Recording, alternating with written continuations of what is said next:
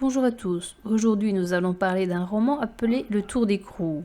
Il a été écrit par Henry James et il est paru initialement en feuilleton entre le 27 janvier et le 22 avril 1898.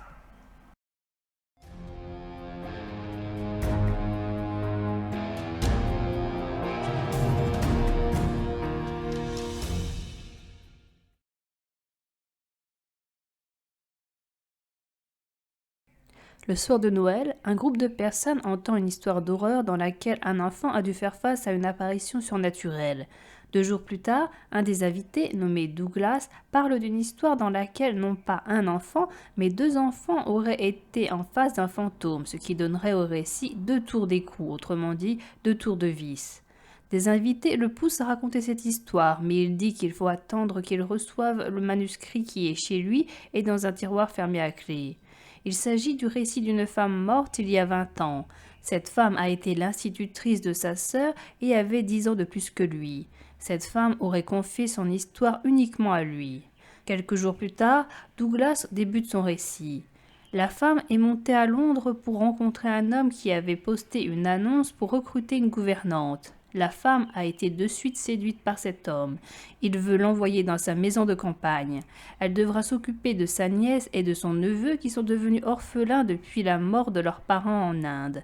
Il a installé les 2 enfants dans sa maison de campagne avec des domestiques pour s'occuper d'eux. Parmi le personnel, il y a Madame Grose qui est l'intendante. La femme devra s'occuper de la petite fille à plein temps et du garçon seulement durant les vacances car il est interne dans un collège. La gouvernante qui s'occupait d'eux auparavant est décédée. La femme a hésité à accepter le poste car les conditions étaient difficiles. Cependant, elle finit par accepter car elle aura un bon salaire et car elle est tombée amoureuse de son futur employeur. Elle le revoit pour lui dire sa décision. Une clause stipule que la gouvernante ne devra jamais l'appeler, se plaindre ou lui écrire. Elle devra résoudre les problèmes par elle-même. Douglas débute la lecture du récit de la gouvernante. Elle fait le trajet jusqu'à la maison de campagne qui se situe à Blaye. Elle rencontre Flora qui est la nièce de son employeur. C'est une fillette charmante et ravissante. Et elle rencontre également Madame Grose qui est une femme enthousiaste de sa venue. Le lit de Flora se trouve dans la chambre de la gouvernante. Dans sa chambre, la gouvernante croit entendre un cri d'enfant et des bruits de pas, mais elle balaye ses impressions, heureuse de s'occuper d'une petite fille charmante comme Flora. La gouvernante pose des questions à Madame Grose au sujet de Miles. L'intendante répond que c'est un garçon intéressant et qu'elle en saura transporter. La gouvernante avoue avoir été transportée par le père. Le garçon doit venir à la maison pour les vacances vendredi. La gouvernante veut l'attendre avec Flora à l'endroit où la voiture publique va le déposer. Flora fait visiter la propriété à la gouvernante. Cette visite lie la fillette avec la gouvernante. Elle reconnaîtra plus tard que la bâtisse était laide, mais son guide lui a fait apparaître la demeure plus belle qu'elle ne l'était. La gouvernante a reçu une lettre de son employeur. Celle-ci contenait une lettre du directeur du collège de Miles. Elle apprend que le garçon a été viré de son collège, mais elle n'a pas l'explication de son renvoi. Elle lit la lettre à Madame Grose. La gouvernante pense que Miles a été viré car il est un danger pour les autres, ce que Madame Grose a du mal à croire. Lors d'une autre rencontre entre Madame Grose et la gouvernante, Madame Grose admet qu'elle a déjà vu Miles se conduire mal, mais que cela est normal puisqu'il est un garçon. Le lendemain, la gouvernante l'interroge sur l'ancienne gouvernante. Elle était jeune et jolie comme les aime le maître. L'ancienne gouvernante n'avait rien rapporté de mauvais dans le comportement de Miles. Elle est morte à l'extérieur de la maison tandis qu'elle était en congé. Madame Grose ne sait pas de quoi elle est morte. La gouvernante arrive un peu en retard au lieu où la diligence a déposé Miles. Comme sa sœur, Miles est beau et pur. Elle comprend que Miles n'a pas été coupable mais victime de son renvoi. Elle dit à Madame Grose que les accusations du collège sont grotesques. Quand Madame Grose l'interroge sur ce qu'elle va faire, la gouvernante répond qu'elle ne va rien faire. En plus de Flora, la gouvernante s'occupe de l'éducation de Miles. Elle est heureuse de sa vie à Ably et les enfants, qui sont très sages, ne lui posent aucun problème. La gouvernante a un moment de liberté dans la journée, après que les enfants soient couchés. Tandis qu'elle se promène un soir, elle voit un homme inconnu sur une des tours. Ils se regardent un temps l'un l'autre que la gouvernante ne parvient pas à définir. Il finit par partir. La gouvernante revient à la maison et elle rencontre Madame Grose qui est inquiète de son retard. La gouvernante décide de ne pas lui dire la vérité, mais de dire que son retard est dû à la beauté de la nuit. Durant les jours suivants, elle réfléchit à cette apparition. Elle en conclut que ce ne sont pas les domestiques qui lui ont joué un tour. Elle pense que c'est quelqu'un qui est entré sur la propriété pour visiter le bâtiment. Elle ne pense pas revoir l'homme. Elle éprouve du bonheur à s'occuper des 2 enfants. Elle se demande pourquoi Miles a été viré de son collège.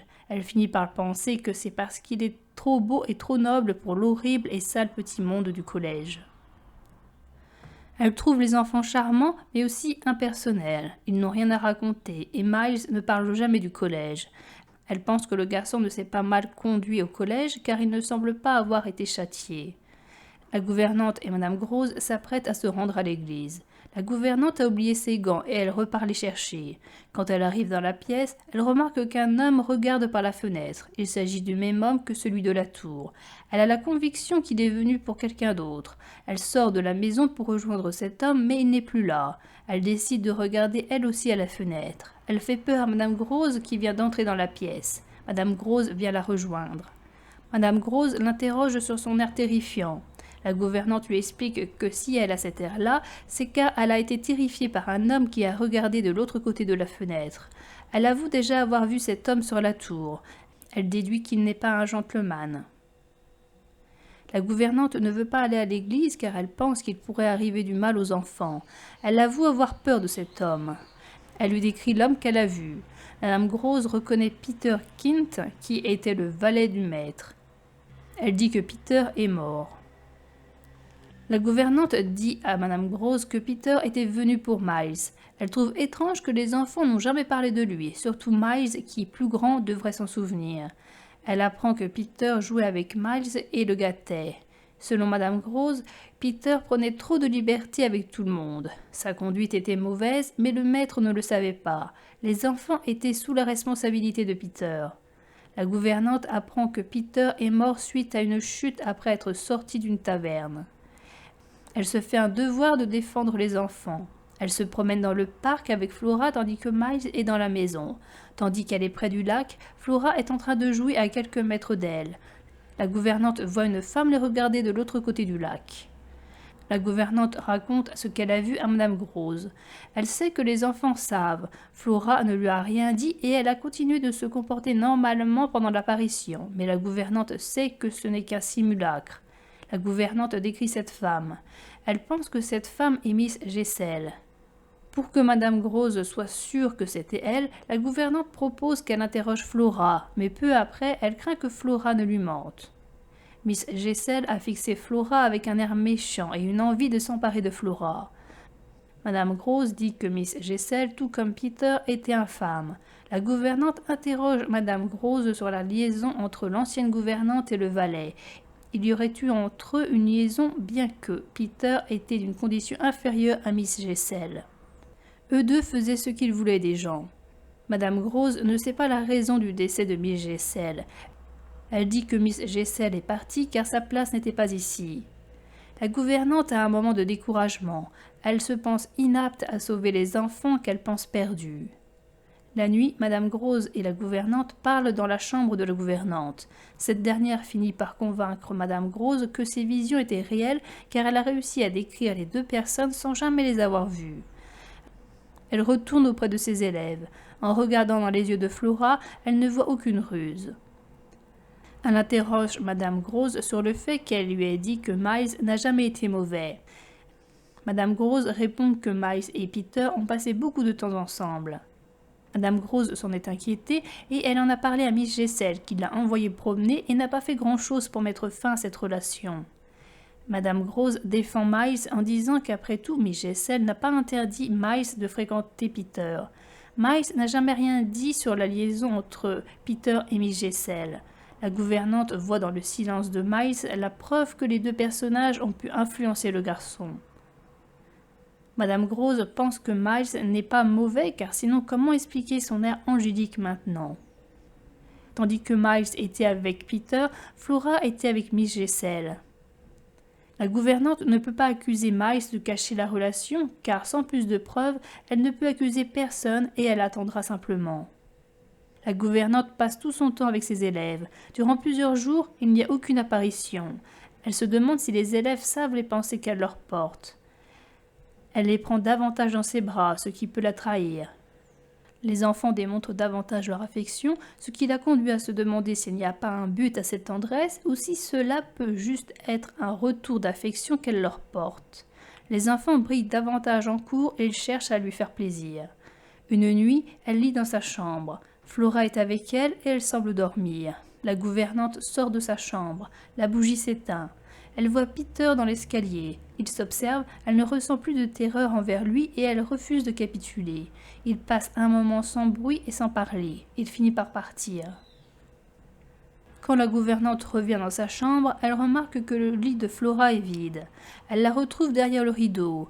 Flora dit avoir regardé par la fenêtre car elle a cru que quelqu'un était dans le jardin, mais elle dit n'avoir vu personne. La gouvernante pense qu'elle ment. Flora dit avoir tiré le rideau pour ne pas l'inquiéter. Les nuits suivantes, la gouvernante quitte sa chambre et elle se promène dans la maison dans le but de retrouver Peter, mais elle ne le rencontre pas une nouvelle fois. Elle finit par trouver Miss Jessel assise dans l'escalier et avec un air triste.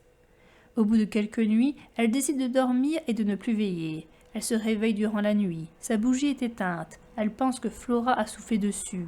Le lit de Flora est vide et la gouvernante la devine derrière le rideau.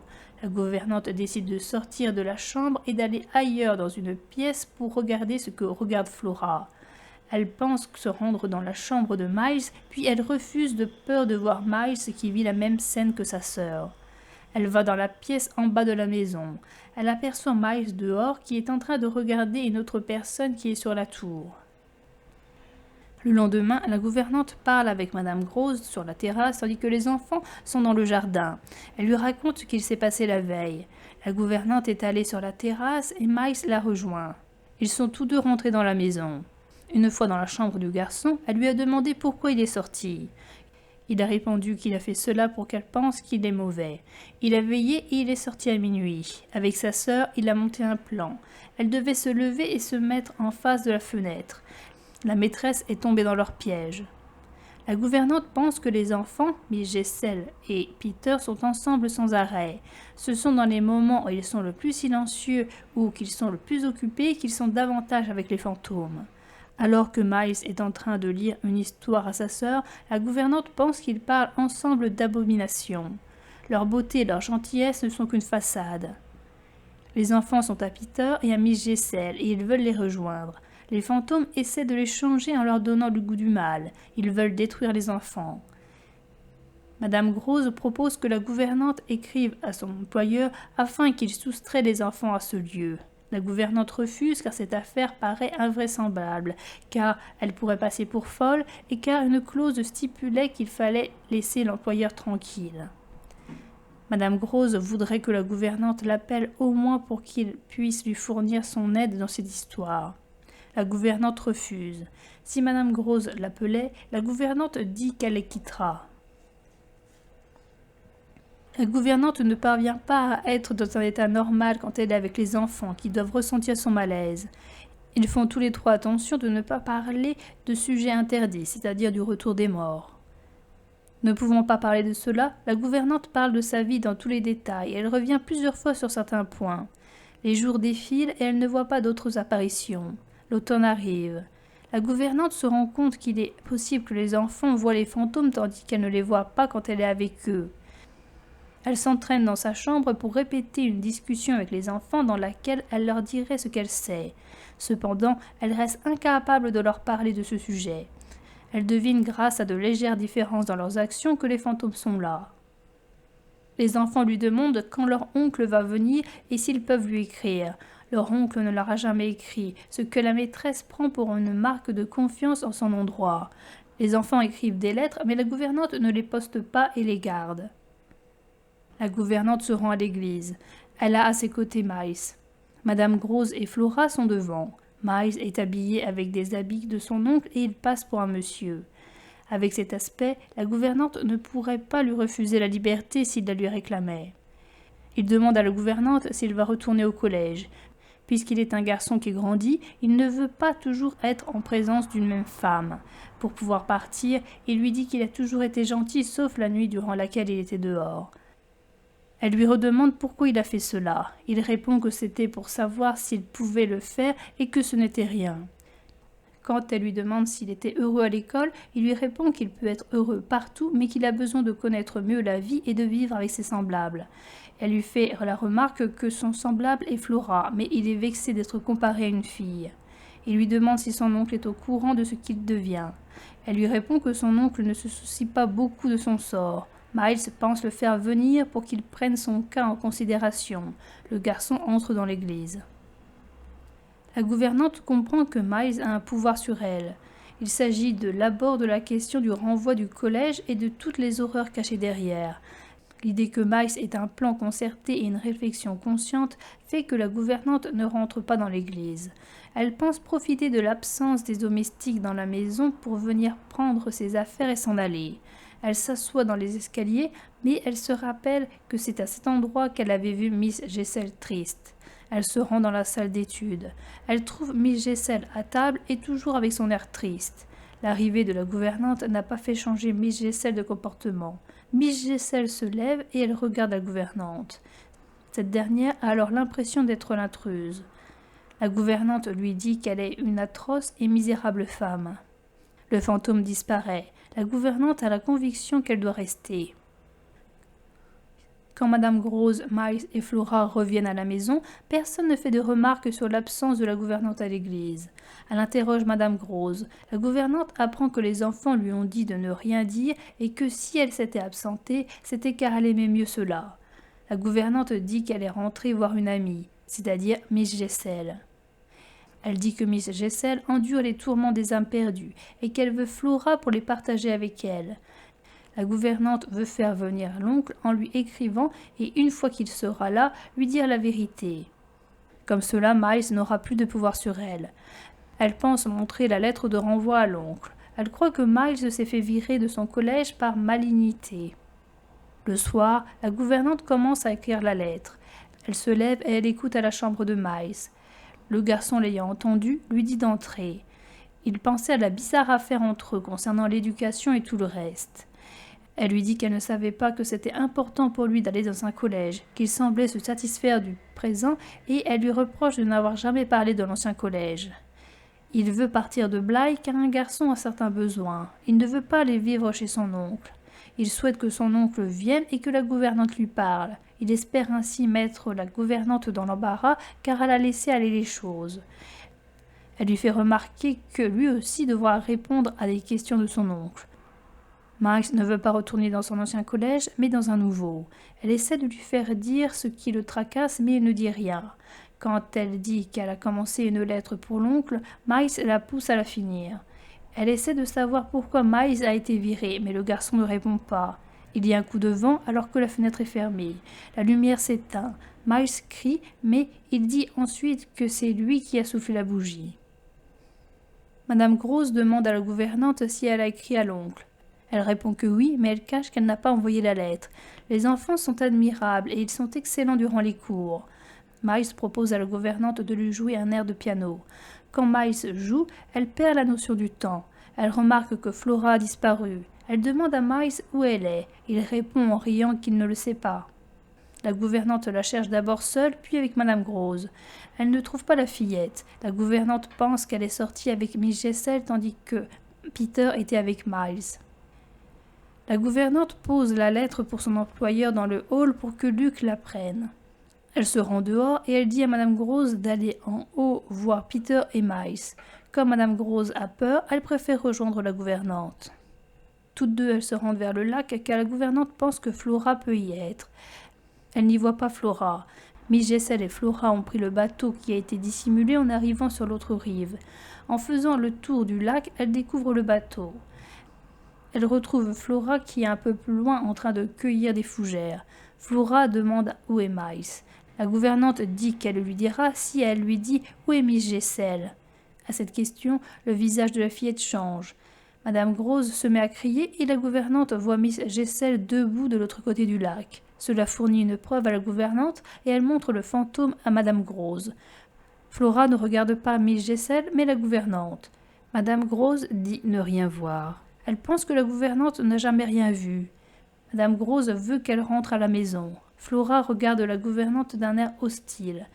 Elle en devient presque laide et elle a des propos tranchants envers la gouvernante. Flora est dans les jupes de Madame Grose et elle demande à être loin de la gouvernante. Cette dernière dit à Madame Grose de partir. Elle reste seule. Elle passe un moment à terre à pleurer. Sur le chemin du retour, elle ne voit plus le bateau là où il devrait être. Quand elle revient à la maison, elle ne croise pas Flora et Madame Grose. Flora est partie dormir avec Madame Grose. La gouvernante ne cherche pas à joindre Miles, mais Miles vient dans sa chambre. Le lendemain, Madame Grose entre dans la chambre de la gouvernante. Elle lui dit que Flora est malade et qu'elle est effrayée par sa gouvernante. Les deux fantômes ont rendu encore plus intelligents les enfants. Flora a son sujet de plainte. La gouvernante pense que Flora veut se débarrasser d'elle en parlant mal d'elle à son oncle. Au lieu de faire partir la gouvernante, cette dernière pense à éloigner Flora en l'envoyant chez son oncle avec Madame Grose. Il ne faudra pas laisser Flora seule avec Miles. Il ne faut pas que les deux enfants se rencontrent. La gouvernante a un espoir en Miles. La veille, il est venu dans sa chambre durant 2 heures, mais il n'a rien pu dire. La gouvernante veut 1 ou 2 jours seule avec Miles pour qu'il puisse lui parler. Madame Grose est contente de partir. Elle a entendu hier la fillette dire des choses horribles au sujet de la gouvernante. Même si elle n'a pas vu de fantôme, Madame Grose croit la gouvernante. La gouvernante pense que la lettre arrivera avant Madame Grose et Flora. Madame Grose lui dit que la lettre n'est pas partie car Miles l'a prise. Madame Grose pense que si Miles a été renvoyé, c'est car il volait les lettres. La lettre était en réalité qu'une demande d'entretien. Madame Grose part en voiture avec Flora. Les autres serviteurs de la maison n'ont pas un comportement normal avec la gouvernante. Cette dernière se prépare à sa confrontation avec Miles. Pour montrer qu'elle est prête, elle déambule dans la maison. Elle apprend que Miles a pris son petit déjeuner avec les 2 servantes, Flora et Madame Grose. Il est ensuite sorti se promener. La gouvernante et Miles dînent ensemble. Il demande si sa sœur est gravement malade. La gouvernante répond qu'elle va bientôt guérir et que Bly ne lui convenait plus. Il regrette que la gouvernante ait attendu que sa sœur soit trop malade pour voyager pour la faire quitter Bly, car un lieu ne peut pas ne pas convenir tout d'un coup. Elle dit que Flora n'est pas trop malade pour voyager. Quand le serveur s'en va, ils sont seuls. Tandis que le garçon regarde par la fenêtre, elle reprend son ouvrage.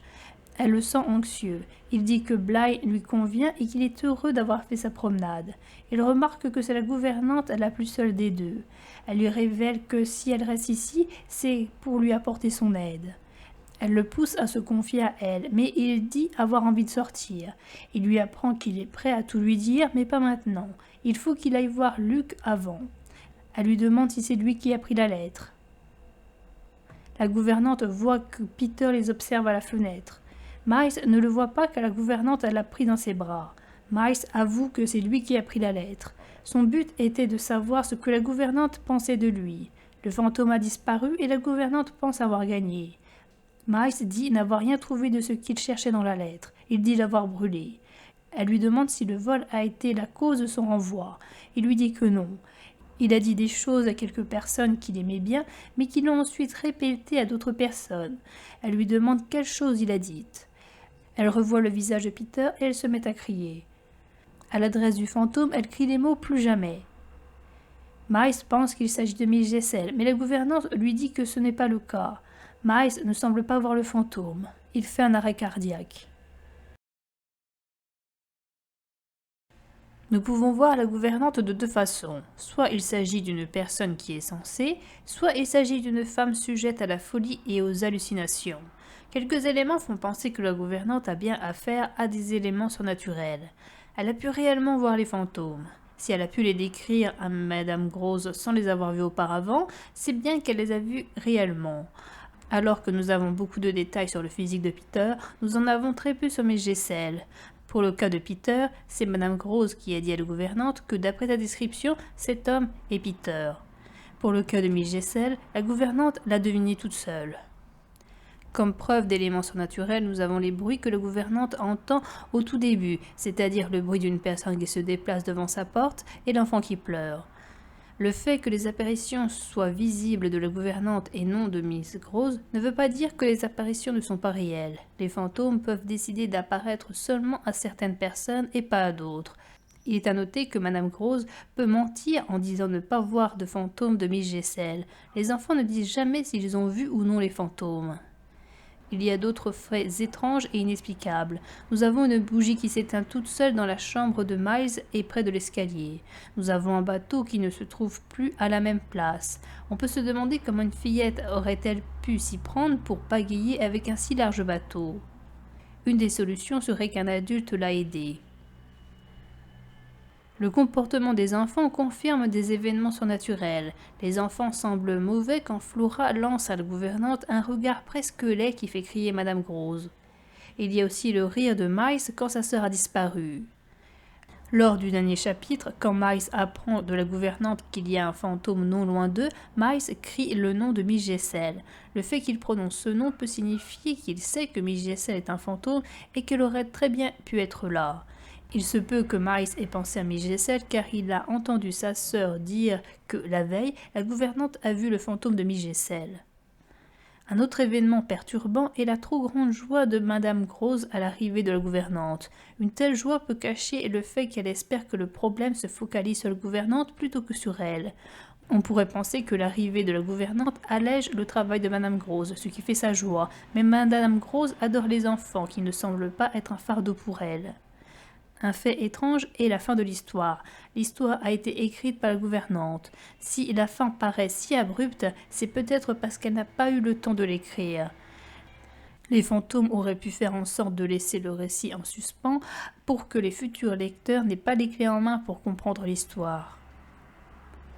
Un dernier événement étrange qui donnerait du crédit à la gouvernante est le fait que l'employeur n'aille jamais sur les lieux. D'autant plus que lors de l'entrevue de l'employeur avec la gouvernante, il a dit qu'il allait voir son neveu et sa nièce. Il se peut que l'employeur sache que ce lieu est hanté et cherche donc à l'éviter. Il se peut que l'employeur soit le meurtrier de Peter et de Miss Gessel. En restant à Londres, il fuit la culpabilité et a peu de chances de se faire prendre. On peut voir le discours de la gouvernante comme un portrait de la réalité, mais il se peut qu'elle soit folle. Après avoir vu seulement une fois son employeur, elle accepte un poste à la campagne qui a des contraintes.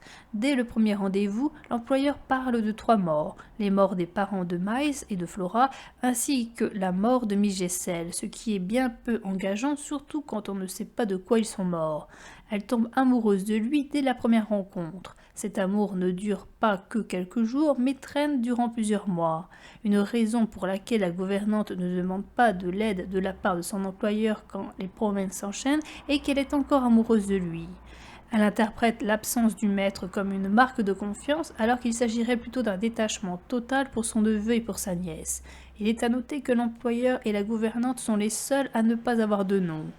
Luc, qui est un domestique lambda, en a un. La gouvernante a une relation ambiguë avec les hommes. Elle construit des liens étranges envers son patron dont elle tombe rapidement amoureuse. Mais elle est bizarre avec Miles et aussi avec Douglas. Elle seule dit avoir vu les fantômes.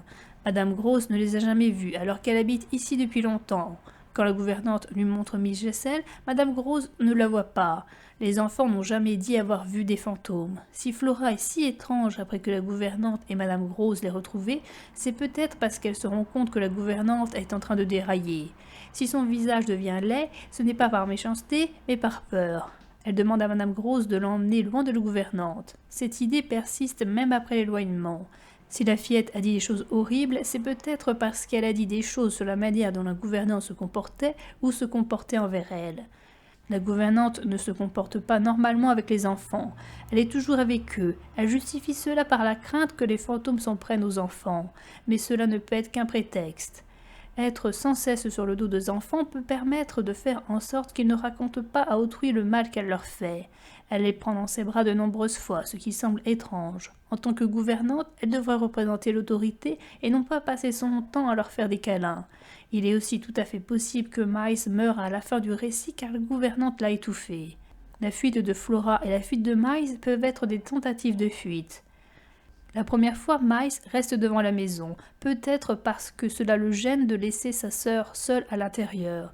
Cela expliquerait pourquoi, lors de la seconde fuite, il occupe la gouvernante pour permettre à sa sœur de s'enfuir.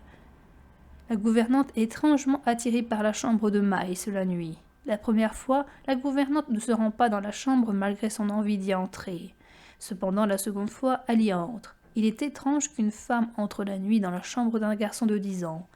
Si Flora se retrouve dans la salle où se situe Madame Grose et la gouvernante, alors qu'elle devait dessiner ailleurs, il se peut que c'est car elle a voulu dire quelque chose à l'intendante, mais que la présence de la gouvernante l'ait stoppée. Si les enfants sont si sages, ne serait-ce pas pour éviter de déclencher une crise à la gouvernante dont ils ont peur? Quand Miles dit qu'il a éteint la lumière, ne serait-ce pas la gouvernante qui l'a éteint et Miles qui lui dit que c'est lui pour éviter que la gouvernante se mette en colère? Quand Miles dit que c'est lui qui a déchiré la lettre, dit-il la vérité? Il est possible que ce soit la gouvernante qui l'ait déchirée. Ceci irait dans le sens de sa volonté de n'avoir pas d'aide de la part de l'oncle.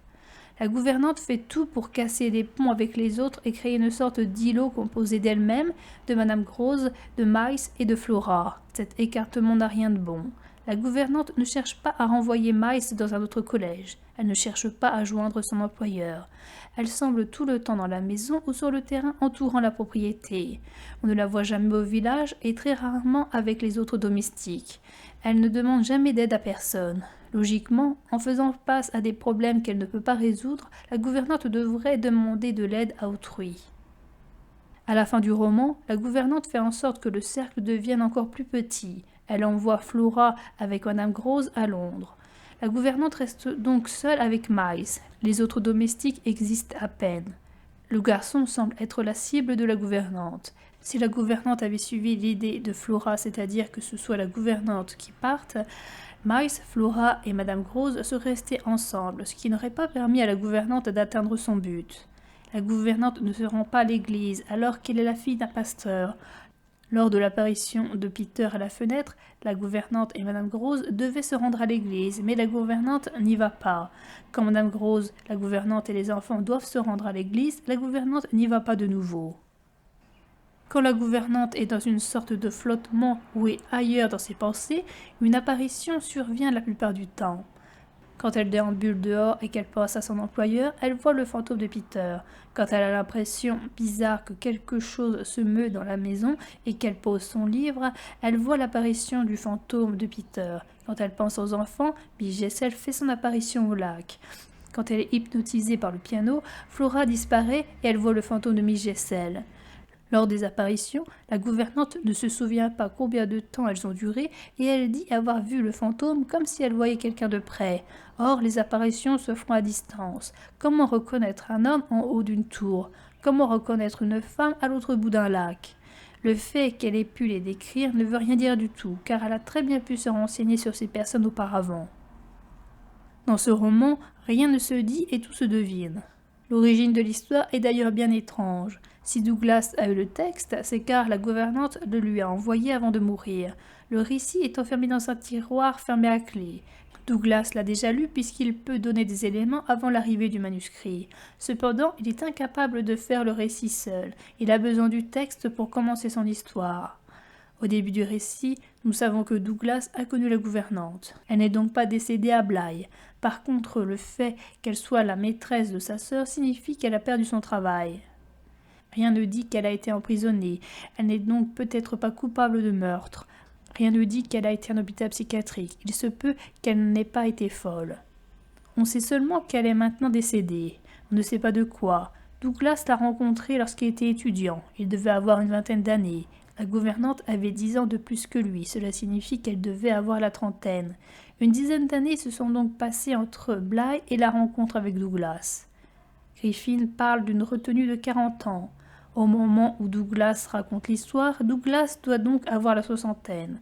La gouvernante aurait eu 70 ans si elle était encore en vie. Or, elle est morte il y a 20 ans, donc cela signifie qu'elle est décédée quand elle avait environ 50 ans, soit 30 ans après les faits de Bly. Il est possible que le récit de la gouvernante ne soit que fictif. Ce qui se passe dans le récit n'est que fictif. La gouvernante a pu raconter seulement une histoire qu'elle aurait couchée sur le papier et qu'elle n'aurait pas vécue. Il se peut que Douglas ait inventé cette histoire pour seulement faire peur à son auditoire. Le délai entre le moment où il commence à parler de cette histoire et le moment où il la raconte a pu être le délai nécessaire pour écrire une fiction.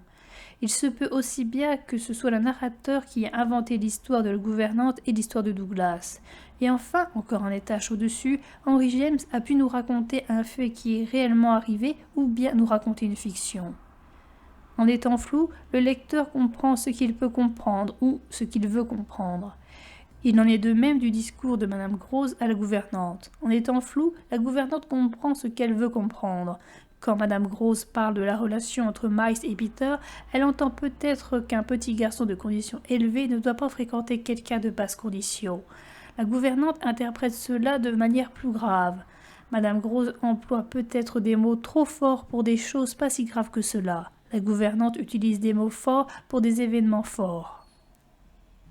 On ne sait pas ce que les fantômes ont fait de mal durant leur vie.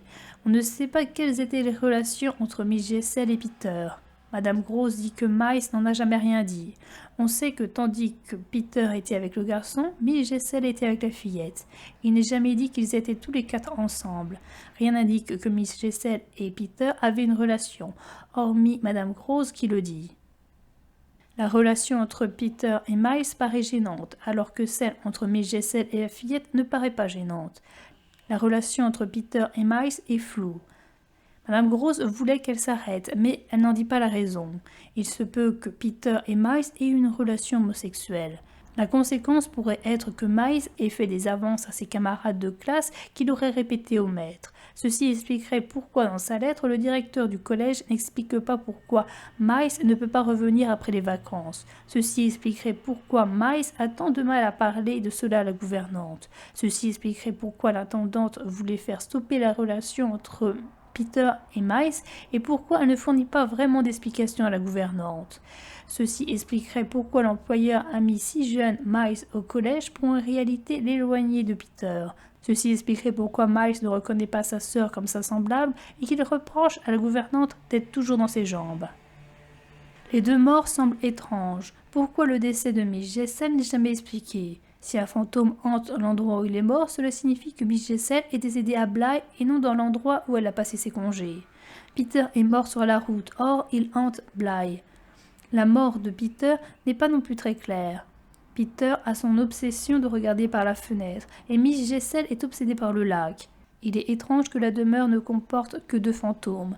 La bâtisse est vieille, il pourrait y avoir d'autres fantômes. Si Miss Jessel et Peter sont des fantômes, c'est peut-être car il y a quelque chose de dérangeant au sujet de leur mort. S'ils sont décédés, ne serait-ce pas parce qu'ils se sont suicidés, ou même qu'ils ont été tués. Il est tout à fait possible qu'il y ait eu une histoire d'amour entre Peter et Miss Jessel. On ne sait pas quel personnage est mort en premier. Il se peut que Peter soit mort le premier et que, ne pouvant plus supporter cette mort, Miss Jessel se serait suicidée, ce qui expliquerait son air triste. Si Peter cherche quelqu'un dans la maison, il peut s'agir de Miss Jessel. On sait que la gouvernante comprend la peur comme étant de la méchanceté. Si elle voit de la méchanceté en Miss Jessel, ce n'est peut-être que de la peur. Rien ne dit si les fantômes veulent faire du mal aux enfants ou s'ils cherchent à les aider. Pour les aider, les enfants n'ont que Madame Grose pour les défendre. On sait que l'intendante n'a été d'aucune utilité lors de la relation entre Peter et Miles, puisqu'elle a laissé faire la relation et qu'elle n'a pas cherché à joindre son patron pour y mettre terme. Madame Grose est encore incapable de les protéger face à la gouvernante. Madame Grose est très influençable et ne remet quasiment pas en cause les visions de la gouvernante. Ceci expliquerait pourquoi, en dehors des enfants, elle la fréquente beaucoup et ne parle quasiment pas des autres domestiques. Quand la gouvernante est avec Madame Grose, il n'y a que 2 sujets abordés. Soit elle raconte ses visions, soit c'est pour poser des questions. La gouvernante est si insistante avec ses questions que cela finit par déplaire à Madame Grose. Madame Grose ne va jamais au-devant de la gouvernante, c'est la gouvernante qui va au-devant de Madame Grose. À cause des verbes choisis, on a l'impression que Madame Grose est une proie et la gouvernante un prédateur. Les seuls moments durant lesquels Madame Grose émet son opinion, c'est quand elle parle de la gentillesse des enfants. Quand la gouvernante rend les enfants coupables de quelque chose, Madame Grose les défend en mettant en avant les qualités quasi angéliques des enfants. C'est un moyen de résistance passive qui ne sert nullement à changer l'avis de la gouvernante. Plus grave encore, Madame Grose continue de croire la gouvernante même après n'avoir pas vu le fantôme de Miss Jessel que la gouvernante lui désignait. Quand Madame Grosse dit ne pas savoir une chose, soit elle dit la vérité, soit elle ment. Si elle dit la vérité, l'intendante serait peu curieuse. Dans le cas du mensonge, on pourrait comprendre que Madame Grosse a de la méfiance envers la gouvernante et ne lui donne pas volontairement toutes les clés pour comprendre. Quand Madame Grosse suit la gouvernante qui est à la recherche de Flora, on peut croire qu'elle a peur du fantôme de Peter qui serait avec Miles, mais on peut aussi croire qu'elle a peur de ce que la gouvernante pourrait faire à Flora, ce qui expliquerait pourquoi elle la suit sur ses talons. Nous étions sur le bord du lac et, comme nous avions récemment commencé la géographie, le lac était la mer d'Azov. Soudain, au milieu de ces éléments, je pris conscience que, de l'autre côté de la mer d'Azov, nous avions un spectateur intéressé. La façon dont ces convictions s'imposa à moi fut la plus étrange chose au monde, la plus étrange, si l'on accepte la chose beaucoup plus étrange en quoi elle se mua. J'étais assise, un ouvrage à la main, car j'étais je ne sais plus quoi qui pouvait s'asseoir, sur le vieux banc de pierre d'où l'on contemplait la pièce d'eau, et de cette place, je commençais à percevoir avec certitude, et cependant sans directement la voir, la présence, à bonne distance, d'une troisième personne.